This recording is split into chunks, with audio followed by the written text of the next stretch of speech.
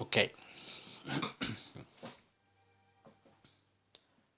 Con base en todo lo anterior, es posible realizar un esquema práctico de uso aplicable en caso de que uno se enfrenta a una cierta molécula.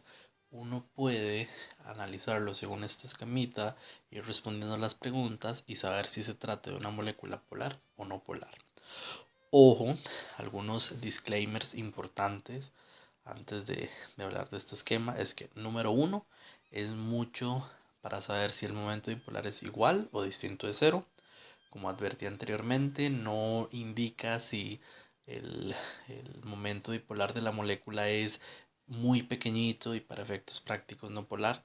Este esquema es para saber si se trata de un momento dipolar igual o distinto de cero. Punto. Insisto, conforme uno vaya avanzando en cursos de química, va a ser más fácil identificar este tipo de situaciones. Y número 2, si bien es un esquema práctico, recordemos que la idea del curso no es solo empezar a aplicar cosas a ciegas, aplicar cosas a lo tonto. Lo he dicho en otros videos, otros cursos, otros temas. Cuando es algo más numérico, les digo, no es empezar a multiplicar y dividir a lo tonto, en este caso de forma similar, no es empezar a aplicar esquemas sin sentido, es utilizar el sentido común, inclusive podríamos hablar del sentido químico.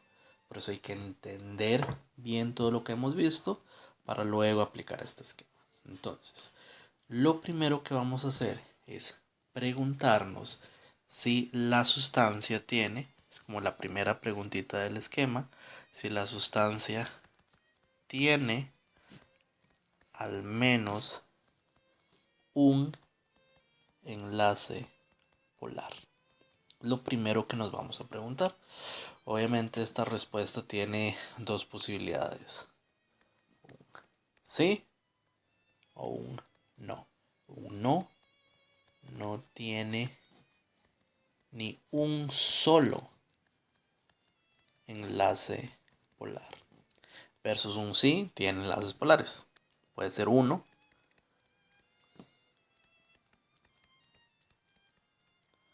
Puede ser uno. O puede ser evidentemente más de uno. Entonces, ¿qué pasa si no tiene ni un solo enlace polar? Recordemos que al fin y al cabo la idea de esto de polaridad de la molécula es sumar vectores. Y si no hay vectores, o visto de otra manera, si todo da cero, di sumo 0 más 0 más 0, ¿cuánto me da? Di 0. En este caso, simple y llanamente implica un momento dipolar igual a 0, es decir, no polar. Ejemplos de esto, todo lo que serían hidrocarburos. Vean que en el caso de los hidrocarburos vamos a poner la molécula del gas propano, el gas, uno de los gases que se utiliza para cocinar. Recordemos que el gas que se utiliza para cocinar o el gas que se utiliza en el laboratorio es una mezcla homogénea, pero uno de sus componentes principales es este gas propano. Vean que es un hidrocarburo. ¿Por qué se habla de un hidrocarburo? Porque está formado de carbonos e hidrógenos. Es más, la fórmula podríamos escribirlo como C3H8. Carbonos e hidrógenos. Punto. Entonces, ya sea que me lo pongan de esta manera o me pongan la estructura, veo inmediatamente que es un hidrocarburo. Entonces, analizo. Ok, veo el enlace carbono-carbono. ¿Polar o no polar? Vean que es el mismo átomo, evidentemente es un enlace no polar. Enlace carbono-hidrógeno. Vean que fue uno de los que hablamos anteriormente, que para efectos prácticos es no polar, es decir, todos los enlaces son no polares. ¿Qué implica esto? De que es una molécula no polar. Punto. Ahora, ¿qué pasa si la molécula que estamos analizando sí tiene al menos un enlace polar? En ese caso particular, lo que nosotros vamos a analizar es otra pregunta. En ese caso, lo que vamos a preguntarnos es, si la respuesta es sí, vamos a hacer otra pregunta. La pregunta que vamos a hacer es, ¿el átomo central tiene pares de electrones no enlazantes? El átomo, repito la pregunta, el átomo central tiene pares de electrones, así represento los electrones para no escribir toda la palabra. El átomo central tiene pares de electrones no enlazantes. Ok, en este caso particular, nuevamente, la posibilidad de respuesta puede ser, voy a cambiar aquí el color para algo más llamativo, pueden ser dos cosas. A esta pregunta yo puedo responder o un sí o un no. Vamos a poner aquí sí o no. ¿Qué implica si el átomo central tiene pares de electrones no enlazantes? Si el átomo central tiene pares de electrones no enlazantes, implica que el momento dipolar va a ser distinto de cero. Y entonces si me dice que no, implica que es igual a cero. No, vamos por partes. ¿Qué significa aquí esto que acabo de decir? Vamos con el ejemplo del agua. Si yo, por ejemplo, tuviera el agua, inmediatamente yo hago la estructura de Lewis. Primera pregunta, ¿hay un enlace polar? Sí hay enlace polar. Segunda pregunta, ¿el átomo central tiene pares de electrones no enlazantes? Sí, tiene pares de electrones no enlazantes.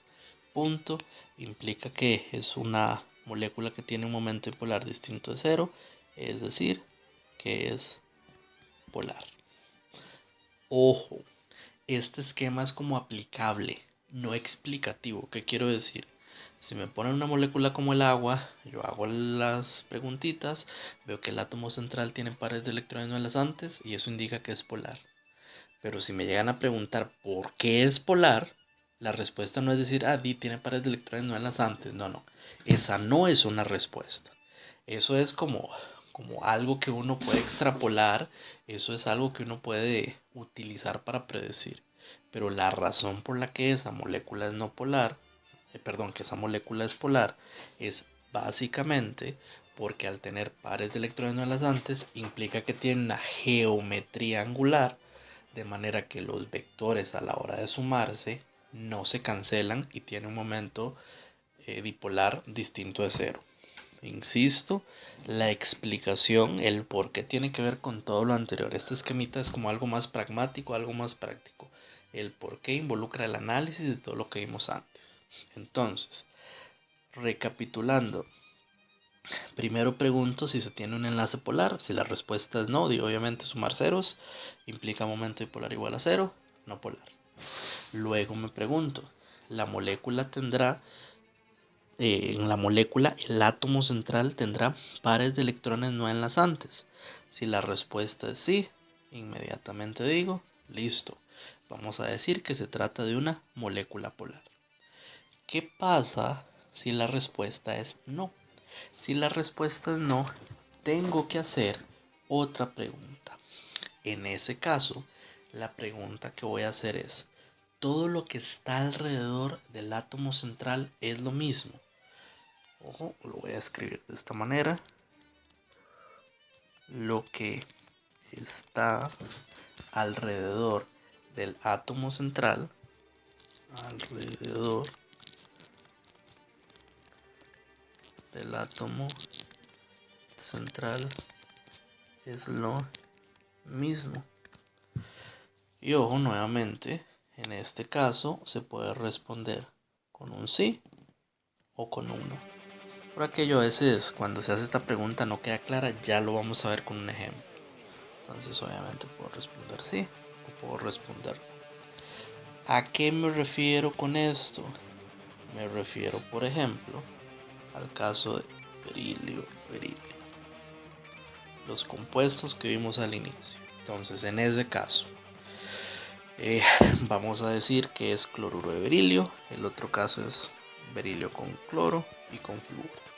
Entonces, si me aparece eso en un examen o lo quiero analizar, primero me pregunto, ¿hay enlaces polares? Sí hay enlaces polares.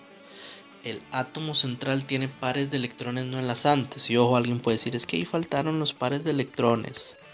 Ojo, es el átomo central. El cloro, los cloros o el flúor obviamente tienen pares de electrones no enlazantes. Pero la pregunta es si el átomo central. ¿El átomo central tiene? No, el átomo central no tiene. Ok. Hago la siguiente pregunta. Lo que está alrededor del átomo central es lo mismo. Es decir, que lo que está aquí es lo mismo que lo que está acá. Si fueran 5 enlaces, entonces está pegado a las 5 mismas cosas. Si la respuesta es sí, vamos a decir en este caso, vamos a cambiar de color, vamos a decir que implica un momento dipolar igual a cero, es decir, no polar. Mientras que, ojo, en este caso el de la izquierda, lo que está pegado alrededor del átomo central no es lo mismo. Esto implica que el momento dipolar es distinto de cero y vamos a decir que se trata de una molécula polar. Ojo, insisto, cualquier cosa le pueden tomar un pantallazo a este esquema y utilizarlo para estudiar. De forma que es muy fácil, se puede utilizar de forma pragmática para analizar si una molécula, si se tienen moléculas polares o no polares. A continuación voy a poner una práctica de algunas sustancias. Recordemos que el objetivo final, bueno, uno de los objetivos es entender el tema, entender esto de polaridad, qué es, qué significa que tengo una sustancia polar al fin y al cabo. Luego vamos a hacer una recapitulación de eso. Pero también muy importante, el otro objetivo es si les pongo una lista de sustancias, ocupo que me digan de esa lista cuáles son polares y cuáles son no polares. Punto. Así de puntual. Eso es lo que vamos a hacer a continuación.